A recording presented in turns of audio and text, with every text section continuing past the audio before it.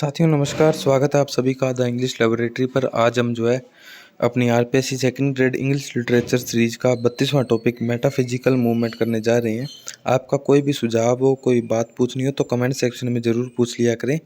मैं 100% आपके कमेंट का जवाब देता हूं। अगर आप टेलीग्राम पर नहीं जुड़े हैं तो जुड़ जाएं, द इंग्लिश लेबोरेटरी नाम से है। और टेस्ट सीरीज वगैरह लेनी हो फर्स्ट ग्रेड, सेकंड ग्रेड और रीड की तो आप जो है एप्लीकेशन डाउनलोड कर लें the English laboratory play store से। ठीक है, चलिए क्लास को शुरू करते हैं। It is related to the 17th century. ये 17वीं शताब्दी से संबंधित है metaphysical movement. They used conceit a type of comparison. साथियों ये जो है अपने कंसीट के लिए जानी जाती है, यानी बड़े बड़े जो तुलनाएं हैं उनके लिए जानी जाती है metaphysical movement. George Herbert, Andrew marvel, है ना, जिन्होंने होरेशन ओड भी दिया था, हमने पढ़ा पहले। Henry Vaughan and John Donne, जो सबसे बड़ा नाम है। Richard Crashaw are the major writers of this movement. इस मूवमेंट के, मेटाफिजिकल मूवमेंट्स के पायनियर्स हैं। फीचर्स क्या थे मेटाफिजिकल पोइट्री के, मेटाफिजिकल वर्क्स के? फिगरेटिव लैंग्वेज का यूज़ किया जाता था। कंसीट, कंसीट का मतलब होता है बड़े बड़े कंपैरिजन। पैराडॉक्स यूज़ किए जाते थे, विरोधाभास। फिलोसफी, बिल्कुल दर्शन शास्त्र होता था, ये अपने आप में एक बहुत बड़ा फिलोसफिकल काम था। कोलक्कियल डिक्शन, आम बोलचाल की भाषा यूज़ की जाती थी। Irony and relaxed use of matter. Subtle, complex and concerned thought and intellectual rigorous. ठीक है, कम्प्लेक्स जो है जो कंपैरिजन किए जाते थे। कम्प्लेक्स का मतलब बहुत ज़्यादा उलझे हुए, जो समझ में ना आए आसानी से। बोल्ड एंड इंजीनियस कंसीट, बड़े बड़े जो है तुलनाएं करना। मेटाफिजिकल कंसीट्स जिनको बोल सकते हैं अपने। Samuel Johnson said about conceit that it is a combination of two similar images. Samuel Johnson conceit, जो कि मेटाफिजिकल जो कंपैरिजन है उसको कंसीट बोल सकते हैं, उसके बारे में कहा था कि ये जो है दो अलग अलग प्रकार की जो इमेजेस हैं, प्रतीक हैं, चित्र हैं, उनका कॉम्बिनेशन है, जुड़ाव है। This is not the age of drama due to civil war and Puritan attack. Drama की ये जो एज है नहीं कही जा सकती। इस एज में जो है ड्रामा का विकास नहीं हुआ, क्योंकि सिविल वार चल रहा था और प्यूरिटन एज थी, तो जायज़ सी बात है ड्रामा तो होगा ही नहीं मेटाफिजिकल में। कैवेलियर पोइट्स मैंने आपको पहले भी बताया है। Robert Herrick, ode to Ben Jonson, Hesperides, carpe diem, seize the day, to the virgin, to make much of time. He wrote more than 2500 poems. Robert Herrick, है ना, 2500 से ज़्यादा पोएम्स लिखी, और ये जो वर्क्स हैं इनके नाम आपको याद रखने हैं। Richard Lovelace, to Althea from prison. ठीक है, टू लुकास्टा। ओके, ये दो वर्क्स याद रखना। थॉमस क्रू के आप ए रैप्चर वर्क याद रखना। जॉन सकलिंग का ballad upon a wedding, Aglaura. ठीक है, metaphysical poetry was in peak in 17th century in England. England में 17वीं शताब्दी में मेटाफिजिकल पोएट्री जो थी वो शिखर पर थी, सबसे चढ़ाव पर थी, ऊंचाइयों पर थी। Metaphysical poets work was used by Samuel Johnson. कुछ जो है इम्पोर्टेंट बातें ये कि मेटाफिजिकल पोएट जो शब्द है वो सैमुअल जॉनसन ने यूज़ किया था। आप इस बात को एज इट इज़ याद रखना। मेटाफिजिकल पोएट्स शब्द किसने यूज़ किया था? सैमुअल जॉनसन ने। लाइव्स ऑफ द पोएट लिखा था for the poet group of poets in 1779। यानी मेटाफिजिकल पोएट शब्द सैमुअल जॉनसन ने किस वर्क में यूज़ किया था? लाइव्स ऑफ द पोएट या लिव्स ऑफ द पोएट। ठीक है, इस एज के जो है पोएट्स को बताने के लिए 1779 में यूज़ किया गया था। Metaphysical were the poets who did not belong to the school of poetry. Metaphysical वो पोएट्स थे जो कि स्कूल ऑफ पोएट्री से बिलोंग नहीं करते थे। The common characteristics of this poetry was the wit of this poets. जो इनकी सामान्य विशेषता थी मेटाफिजिकल पोएट्स की, वो इनकी बुद्धिमत्ता थी। दीज पोइट्स हैड इन्वेंटिवनेस, ये जो है नई नई प्रकार की जो है खोजें करते थे। इंडिविजुअलनेस थी इनमें। ठीक है, मतलब खुद का ही जो है ट्रेडिशनल अप्रोच ना अपनाकर अपनी बुद्धिमत्ता दिखाते थे अपने वर्क्स में। A love of elaborate stylistic manoeuvres Ian was by. ये कोई या तो कोई कोट है, बिल्कुल ये कोट है साथियों। ए लव ऑफ इलेबोरेट स्टाइलिस्टिक मैनोवर्स। ठीक है, ये आयन ओसबाई ने जो है कोट किया है। ठीक है, थोड़ा सा मुझे प्रोनाउंसिएशन में दिक्कत हो रही है इसके। William Drummond of Hawthornden coined the term metaphysical. William Drummond जो थे हाउस थ्रोडन के, इन्होंने जो है मेटाफिजिकल शब्द जो है कोइन किया फॉर हिमसेल्फ। इन्होंने जो है खुद के लिए ये शब्द यूज़ किया। विलियम ड्रमंड ने मेटाफिजिकल शब्द खुद के लिए यूज़ किया। John Dryden was first to use the term in discourse of satire. John Dryden जो है पहले व्यक्ति थे जिन्होंने जो इस टर्म को यूज़ किया डिस्कोर्स ऑफ सटायर नाम के वर्क में 1693 में, with reference to John Donne के बारे में रेफरेंस संदर्भित करते हुए।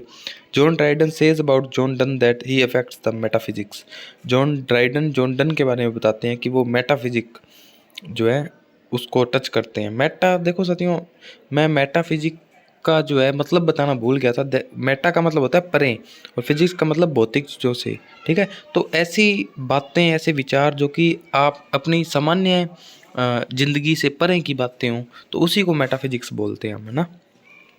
Both the authors use the metaphysical term in negative sense to criticise them. दोनों ही जो प्रकार के ये जो लेखकों ने मेटाफिजिकल शब्द का यूज़ किया एक नेगेटिव सेंस में किया। In the poem a valediction forbidding mourning John Donne compares to lover to a compass. A valediction forbidding mourning जो कि जॉन डन की पोएम है, उसमें जो है जॉन डन दो लवर्स को एक कंपास से जो है तुलना कर देते हैं, एक कंपास की दो सुइयों से। Conceit is about two unusual images taken from different field of knowledge. Conceit क्या होता है साथियों? ये बढ़ा चढ़ाकर बताए गए कंपैरिजंस होते हैं, मतलब दो ऐसी चीज़ों की तुलना करना जिनका आपस में कोई लेना देना ही नहीं है, ठीक है, नॉलेज से ही परे हो। Geography, astronomy, Alchemy and mathematics, ठीक है, दो बहुत ज़्यादा डिफरेंट चीज़ों की एक सिमिलर क्वालिटी पैदा करना। It has a dramatic quality and abrupt aggressive opening. इसकी जो है ड्रामेटिक क्वालिटी होती है मेटाफिजिकल पोएट्री की, एब्रप्ट ओपनिंग होती है, तेज ओपनिंग होती है। जैसे आप उदाहरण के तौर पर go and catch a falling star is best example of this movement. Go and catch a falling star जो है इस एज का, इस मूवमेंट का जो है बेस्ट एग्जाम्पल है। This movement has the special feature of using the paradox literary term. Paradox जो है विरोधाभास जो टर्म यूज़ होता है, फिगर ऑफ स्पीच कह सकते हो लिटरेचर में, जो है वो इसका एक स्पेशल कैरेक्टरिस्टिक है, फीचर है मेटाफिजिकल पोएट्री का। Famous metaphysical poems and their poets. जो फेमस जो मेटाफिजिकल पोएम्स कौन कौन सी थी और उनके राइटर कौन कौन से थे देख लेते हैं। The collar and the pulley by George Herbert, ये दो आप याद रखना, the collar and the pulley George Herbert ने लिखी। The retreat by Henry Vaughan, to his coy mistress and the definition of love, है ना। ये जो पोएम है the definition of love Andrew Marvell ने अपनी पत्नी एने के लिए लिखी थी, और टू इज कोई मिस्ट्रेस भी एंड्रयू मार्वेल ने लिखी थी। The flea, the sun rising and a valediction forbidding mourning, ये जो है जॉन डन ने लिखी थी। अब जो है हम इसी एज के अंदर एज ऑफ मिल्टन पढ़ेंगे, जो कि 1625 से लेकर 1660 मानी जाती है, जिसका life span. Puritan age between 1600 to 1660। Puritan जो एज है 1600 से 1660 है, लेकिन जॉन मिल्टन की जो एज है वो 1625 से 1660 है। Sometimes both Puritan age and the age of Milton is considered the same. कभी कभार प्यूरिटन एज को और एज ऑफ मिल्टन को एक ही मान लिया जाता है। In the age of Milton there are two ages. Milton की जो एज है 1625 से 1660, उसमें भी दो एजेस हैं। पहली कैरोलिन एज, ठीक है, जो कि 1625 से 1649 तक चलती है, और दूसरी है कॉमनवेल्थ एज, ठीक है, जो कि 1649 से 1660 तक चलती है। The time of English civil war, जब कॉमनवेल्थ एज वो है जब सिविल वार चल रहा था इंग्लैंड में। The word Caroline is derived from the word Carolus, ठीक है, कैरोलस शब्द से जो है कैरोलाइन शब्द बना है। और द लैटिन वर्जन चार्ल्स, जिसका लैटिन वर्जन चार्ल्स है, क्योंकि जो है राजा कौन थे, रिग्न कौन कर रहा था, चार्ल्स वन कर रहे थे, इसीलिए इसको कैरोलिन एज बोला जाता है। The supporter of king were Cavaliers, जो राजा के सपोर्ट में थे वो कैवेलियर्स कहलाए। The supporter of parliament were round heads Puritan, और जो पार्लियामेंट संसद को सपोर्ट करते थे उनको राउंड हेड यानी प्यूरिटन कहा जाता था। प्यूरिटन और राउंड हेड्स के बारे में बात कर लेते हैं। Renaissance of moral sense of man, ये जो है एक प्रकार की नैतिकता की क्रांति थी जो कि प्यूरिटन जो चाहते थे। It was greatest movement of moral and political form, ये जो है नैतिकता का और राजनीतिक रूप से सबसे बड़ी क्रांति थी।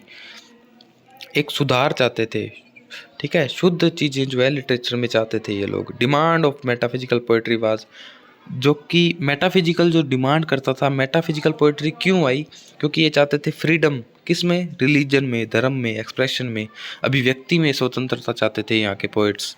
John Milton was a famous Puritan. John Milton जो है एक फेमस प्यूरिटन राइटर थे। कैवलियर पोइट्स के बारे में बात कर लेते हैं। Richard loveless, John Suckling, Thomas crew, Robert Herrick, है ना, ये जो है ये जो नोबल नंबर्स हैं ये फेमस कैवलियर पोइट्स थे। जॉर्ज हर्बर्ट, ठीक है, रॉबर्ट हैरिक का जो वर्क है नोबल नंबर्स, ठीक है, जॉर्ज हर्बर्ट का वर्क है द टेम्पल, एडमंड वॉलर का है पोएम्स 1645, ये वर्क्स एडमंड वॉलर के हैं। एंड जॉन डेनहोम, ठीक है, ये जो है फेमस कैवलियर पोइट्स थे। The all Cavalier poets followed Ben Jonson, सभी के सभी कैवलियर पोइट्स ने जो है बेन जॉनसन को फॉलो किया और सन ऑफ बेन कहलाते हैं, ये बेन के पुत्र कहलाते हैं, and the tribe of Ben Johnson, या फिर हम इसको जो है बेन जॉनसन की जो है ट्राइब कह सकते हैं, प्रजाति कह सकते हैं इन सभी कैवलियर पोएट्स को, क्योंकि ये बेन जॉनसन के फॉलोवर्स थे। रॉबर्ट बर्टन, है ना, जिन्होंने एनाटॉमी ऑफ मेलनकली लिखा 1621 में, काफ़ी फेमस वर्क है। थॉमस ब्राउन का रिलीजियो मेडिसी इन 1642, ये भी आपको याद रखना है। जेरेमी टेलर का होली लिविंग एंड डाइंग, ये भी आपको वर्क याद रखना है। The age of Milton is remarkable for character writing.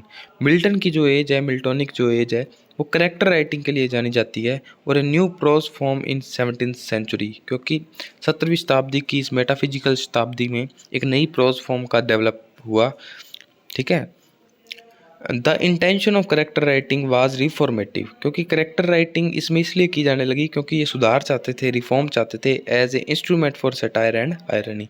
ये जो है करेक्टर्स को इस प्रकार से सृजित करते थे, बनाते थे, ताकि जो रीडर हैं, जो समाज है, उसको जो है उस पर व्यंग्य कसा जा सके, जो जिन पर ये कसना चाहते थे, है ना। आयरनी एक प्रकार से जो है सटायर, आयरनी, व्यंग्य कसते थे ये समाज पर। Character writers of this age is compare to humours of Ben Jonson. ये जो है इस मिल्टोनिक एज के जो करेक्टर राइटिंग है, इसको जो है तुलना की गई है बेन जॉनसन के ह्यूमर्स से, ठीक है। The term character writers was imported from Greek psychologist, ठीक है। ये करेक्टर राइटिंग जो शब्द है ये ग्रीक साइकोलॉजी, ग्रीक मनोविज्ञान से लिया गया है। थियोफ्रेटस, जो कि 372 से 287 BC बिफोर क्राइस्ट, है ना, ईसा पूर्व जो है वर्क लिखा गया, ठीक है। द करेक्टर राइटर्स जो थे जोसेफ हॉल, है ना, virtue and vices, Thomas Overbury, characters Butler, John Earle, ठीक है। करेक्टर राइटर्स कौन कौन से थे? जोसेफ हॉल थे, जिन्होंने वर्च्यू एंड वाइसेस के बारे में बात की। Thomas Overbury, characters Butler and John Earle, ठीक है। ये नाम आप याद रखना, बाकी इतने इंपॉर्टेंट चीज़ें ये नहीं है। फैक्ट्स क्या क्या हैं? हेस्पेरिडस जो है 1648 में लिखा गया, रॉबर्ट हैरिक ने लिखा, कलेक्शन ऑफ लिरिक्स है। सीधा आपको ये बात याद रखनी है। द लाइसेंसिंग एक्ट, यानी लाइसेंस एक्ट कब आया? 1647 में। Checked the freedom of speech, अभिव्यक्ति की स्वतंत्रता को इसने चेक किया। लिगोइस सकलिंग क्या कहते हैं? Poems are charming words on nothing. Poems जो हैं किसी भी मुद्दे पर जो है बस बनावटी भाषा है और कुछ भी नहीं। जॉन डन जो है, don't feel proud calling himself son of ban, कि अपने आप को बैन का पुत्र, जॉन बेंसन का पुत्र जो है, बेन जॉनसन का पुत्र कहने पर प्राउड फील मत करो। ये कथन किसका है? जॉन डन का। मिडलटन कहते हैं कि women beware, women which is about an Italian prostitute is later reflected in T.S. Eliot's the Waste Land. Middleton का जो वर्क है वुमेन बी अवेयर वुमेन, जो है इटालियन प्रोस्टिट्यूट के बारे में बताता है, इटली का देह व्यापार के बारे में बताता है, जिसकी बाद में जो है जिसके सेगमेंट्स मिलते हैं T.S. एलियट के वेस्टलैंड में। The theatre closed in 1664 and reopen in 1660। 1664 में जो है थिएटर बंद हुए और 1660 में रीओपन हुए। अब पता नहीं मेरे दिमाग में 1642 क्यों आ रहा है, ठीक है, हो सकता ये आप थोड़ा सा चेक कर लेना। मेरे हिसाब से 1642 होगा ये, है ना, थोड़ा सा मिसप्रिंट हो गया होगा, माफ़ी चाहूँगा। To his coy mistress Andrew Marvell का वर्क है। मिस्ट्रेस जो है वो काउली का वर्क है। John Donne is called the saint of metaphysical poetry. John Donne जो है मेटाफिजिकल पोइट्री के जो है सेंट कहलाते हैं, संत कहलाते हैं। Marvel was the only Puritan among the metaphysical poets. Marvel जो है अकेले प्यूरिटन थे जो कि एंड्रयू मार्वेल जो है मेटाफिजिकल पोएट्री में जो है अकेले प्यूरिटन थे, ठीक है। जॉन मिल्टन के बारे में जानना बहुत ज़रूरी हो जाता है इस एज के बारे में अगर हम पढ़ते हैं। ये जो है 1608 में पैदा हुए ब्रैड स्ट्रीट चीपसाइड में, लंदन में, ठीक है। ये आपको बात एज इट इज़ याद रखनी है। ब्रैड स्ट्रीट चीपसाइड, लंदन में। Educated at Saint Paul school में ये गए एंड क्राइस्ट कॉलेज में ये गए पढ़े, कैम्ब्रिज यूनिवर्सिटी में, ठीक है। यहाँ से इन्होंने बी और एमए किया। Fought against royalists and supported parliament, इन्होंने जो है पार्लियामेंट को सपोर्ट किया और जो शाही लोग थे, राजा के लोग थे, इनका जो है विरोध किया इन्होंने, तभी इनको जो है प्यूरिटन कहा जाता है। After commonwealth he became Latin secretary to the committee of foreign affairs, ये जो है कॉमनवेल्थ एज आने के बाद जो है विदेश मंत्रालय के जो है लैटिन विदेश मंत्रालय के सेक्रेटरी बनते हैं। At the age of 44 he became blind, 44 साल की उम्र में जॉन मिल्टन सर जो है ब्लाइंड हो जाते हैं। He did 3 marriages but not succeeded the single one, इनकी 3 शादियाँ हुई बट कोई भी जो है सक्सेसफुल नहीं हुई। Milton is known for sublimity, seriousness and the use of blank verse, Milton जो है अपनी महानता, अपनी सीरियसनेस, गंभीरता and the use of blank verse जो है अपने आप में एक बड़ा टॉपिक है इंग्लिश में, इसके लिए ये जो है जाने जाते हैं, ब्लैंक वर्स के लिए मिल्टन जाने जाते हैं। Wordsworth said his soul was like a star and dwelt apart, Wordsworth John Milton के बारे में कहते हैं कि उनकी जो सोल है, उनकी जो आत्मा है, वो एक तारे की तरह थी जो कि अलग हो गई। सैमुअल जॉनसन जो है लाइफ ऑफ मिल्टन नाम का इनका वर्क है, considered his blank verse to be harsh and unequal, ये जो है सैमुअल जॉनसन साहब जो है लाइफ ऑफ मिल्टन वर्क में जो है उनके द्वारा दी गई ब्लैंक वर्स को जो है हार्श कहते हैं, अच्छा नहीं बताते हैं उसको, अनइक्वल बताते हैं, असमान बताते हैं। विलियम हैजलिट जो है Milton's blank verse is the only verse in language that deserve the name of verse, Milton के जो ब्लैंक वर्स के बारे में विलियम हैजलिट बोलते हैं कि मिल्टन की जो ब्लैंक वर्स है वो सिर्फ वर्स का रूप है किसी भाषा का, जो कि that deserve the name of verse, जिनको जो है कविता का नाम दे दिया गया है। इनके वर्क के बारे में पढ़ लेते हैं। On the morning of Christ nativity, John Milton का वर्क है, ये जो है बाइबलिकल सब्जेक्ट पर लिखा गया है 1629 में। होरेशन पीरियड जो है, हॉर्टन पीरियड 1631 से 1637 के बीच में लिखा गया ये वर्क। एल अलेग्रो पेन सिरोसो जो है 1633 में लिखा गया। कॉमस जो है 1634 में, ये जो है कॉमस जो है एक मास्क है, एक मजाकिया व्यंग्य है। And tells the story of lustful magician commas, ये जो है एक कामुक जो जादूगर है कॉमस के बारे में बताता है। लिसिडस 1637 में लिखा इन्होंने, जो कि एक पास्टोरल एलिजी है फॉर एडवर्ड किंग, है ना, एलिजी एडवर्ड किंग के लिए लिखी थी, काफ़ी फेमस है। It is the only pastoral elegy that is build on idea of puritanism, ये एकमात्र ऐसी एलिजी है जो कि प्यूरिटनिज्म के आइडिया पर जो है लिखी गई है। On his blindness, on his 23rd birthday and when the assault was intended, ये 3 जो वर्क हैं are the Petrarchan sonnet by John Milton, ये जो 3 वर्क हैं ये पेट्रार्कन सोनेट के जो उदाहरण हैं जॉन मिल्टन के द्वारा लिखे गए हैं ये 3 सोनेट। एरोपेगेटिक जो है 1644 में प्रोज लिखा गया जॉन मिल्टन के द्वारा। It is a speech of John Milton for printing freedom, ये जो है प्रेस स्वतंत्रता के लिए इनके द्वारा दी गई एक स्पीच है।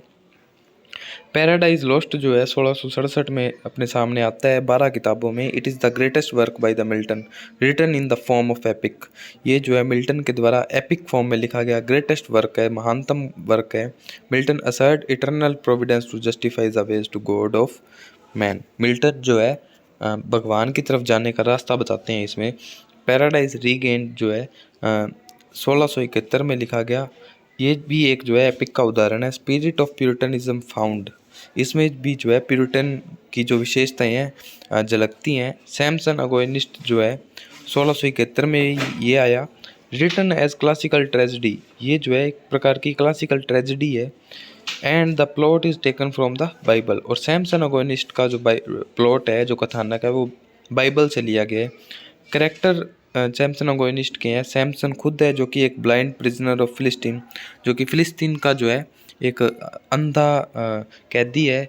डेलिया, हरफा एंड अदर्स, और ये जो है इसके अदर कैरेक्टर्स हैं डेलिया और हरफा। तो इसी के साथ जो है हमारा मेटाफिजिकल जो टॉपिक है काफ़ी लेंथी था और हमने जो है 20 मिनट के अंदर इसको कंप्लीट कर लिया है।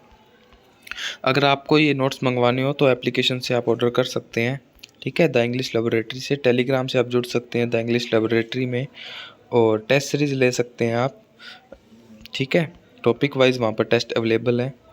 और मिलेंगे किसी नई क्लास में किसी नई बात के साथ, तब तक के लिए राम राम, जय हिंद।